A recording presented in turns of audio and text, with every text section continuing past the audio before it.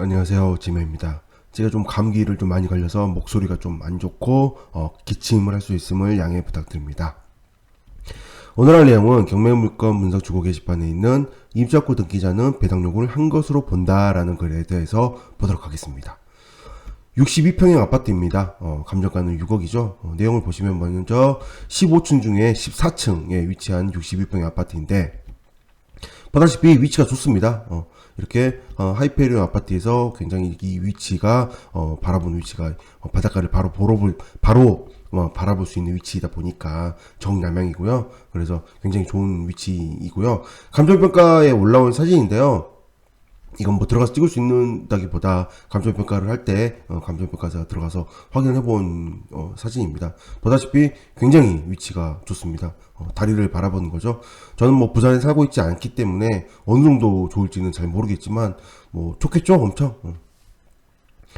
제가 그 항공도로도 좀 확인해 봤습니다. 항공도로도 보니까 바로 이 위치거든요. 이 위치에서 14층이니까 15층 중에 14층이니까 거의 꼭대기층이죠. 거의 꼭대기층에서 바라보는 참 좋습니다. 네. 자, 먼저 매각물건 명세서를 살펴보면요. 매각물건 명세서에 세입자 김씨가 있습니다. 김씨는 전입신고는 2008년도에 했는데요.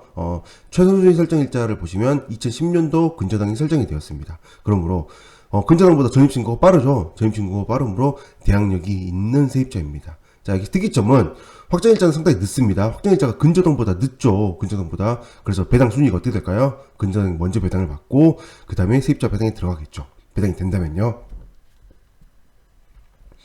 자, 그리고 옆에 보시면 세입자의 배당 요구란이 비어 있습니다. 공란입니다. 세입자가 대항력은 있는데 배당 요구를 안 했습니다. 안 한 걸로 나와 있습니다. 그러므로 배당 요구를 하지 않았으므로 일단 여기 표면상으로는 배당 순위가 어떻게 될까요? 전입신고는 빨라서 대항력이 빠르므로 근저당이 1순위로 배당을 받고요. 그 다음에 세입자의 확정일자가 늦음으로 그 다음 배당이 아니라 배당 요구를 안 했으므로 배당이 안 되는 게 맞는 거겠죠? 일단은 현재 여기 표면상으로 그렇게 보이는데요. 밑에 여기 이런 내용도 있습니다. 매수인에게 대항할 수 있는 임차권 등기에서 배당에서 보증금이 전액 변제되지 아니하면 매수인이 인수함이라고 되어 있습니다. 배당에서라는 단어를 썼죠. 그래서 이 세입자는 배당에 들어간다라고 보고 있는 겁니다. 그게 왜 그런 걸까요? 배당 요구를 하지 않았음에도 불구하고 왜 배당에 들어간다라고 일단은 법원에서 보고 있을까요?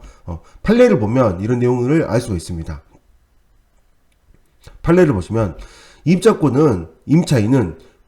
지금 이 판례는 임차권 등기명령에 관련된 판례입니다. 임차인은 별도로 배당 요구를 하지 않아도 당연히 배당받을 채권자에 속하는 것으로 보아야 한다라고 써 있습니다. 즉, 임차권 등기를 한 목적을 생각해봐요. 임차권 등기라는 거는, 내가 이 임차인으로 살다가, 그 다음에, 소유자가 돈을 주지 않으면, 보증금을 주지 않으면, 임차권 등기를 하고 이사를 나가는 경우에, 그때 하는 걸 임차권 등기라고 하죠. 그래서, 임차권 등기는 소유자 허락을 득하지 않고, 일방적으로 세입자가, 어떤 조건이 만족이 됐을 때, 임차권 등기를 하고 나갈 수 있는데, 이 임차권 등기 자체의 목적이, 보증을 받기 위한 목적이라는 거죠. 목적 자체가 보증을 받기 위한 목적이다 보니 이거는 보증을 받기 위한 목적이다 보니 당연히 배당받을 채권자로 보아야 된다라고 판례에는 써 있습니다. 그런데 항상 이 판례를 보실 때는 판결 요지의 판례를 보실 때는 마지막에 써 있는 결론이 중요합니다. 결론이 중요하지만 이 결론을 보실 때는 항상 그 앞에 있는 조건을 꼭 보셔야 됩니다. 항상 판례를 보시면 이 모든 글씨를 다 읽어주는 게 좋은데요. 조건을 항상 보셔야 되는데 그 조건 중에는 어떤 게 있냐면 여기 이런 내용이 있습니다.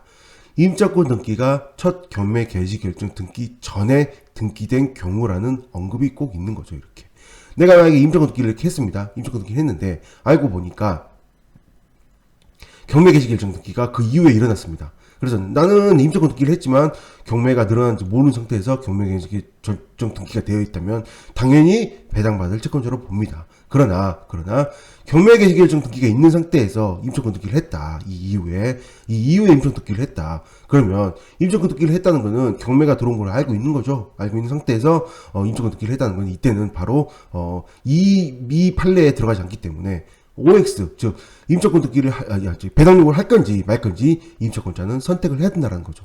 그래서 배당 요구를 하면 배당이 들어가고요. 배당 요구를 하지 않으면 배당이 들어가지 않게 되는 그런 선택을 해야 되는 그런 상황이 되게 됩니다. 그래서 판례를 보실 때 항상 마지막만 보지 마시고 중간에 있는 조건을 꼭 한 번씩 읽어보시고 내가 이 판례를 적용시킬 수 있는 물건과 동일한 건지 꼭 비교를 해보셔야 됩니다. 밑에 좀 써놨는데요. 여기다 또 중간에 좀 써놨는데 전입이 2008년이고 대항력이 있는 세입자이고 확정일자가 2013년으로 근저당보다 느립니다. 근저당이 5.76억이 잡혀있으므로 이 물건 지금 감정가가 6억이죠. 6억이 시세라고 가정을 한다면 당연히 세입자는 배당을 거의 받을 가능성이 없죠. 그렇다는 것은 2.3억 전액 인수로 보입니다. 그러면 거의 뭐 한 얼마 되면 8억 이상을 써야만 인수상이 발생하지 않게 되는 거죠. 그래서 이 물건을 입찰을 하시는 분이시라면 2.3억 원이 인수라고 보이므로 6억이 시세라고 본다면 6억에서 2.3억을 뺀다면 얼마가 되나요? 3.7억 정도 나오죠. 여기서 더 밑으로 내릴지 말지 고민하셔서 입찰해야 되는 그런 물건으로 보여집니다. 물론 뭐 임차권 등기에 관련된 내용이 쓰긴 했지만 거의 이 물건은 뭐 임차권 등기자가 배당 요구가 되냐 안 되느냐 사실 중요한 건 아니었죠. 어차피 배당 요구 전혀 안 되게 입찰을 해야 되는 물건이 되게 되니까요. 네. 항상 판례를 보실 때는 위에까지 전부 다 보시도록 전부 다 보는 연습을 들으시는 게 좋겠습니다. 네, 오늘 여기까지 하겠습니다. 감사합니다.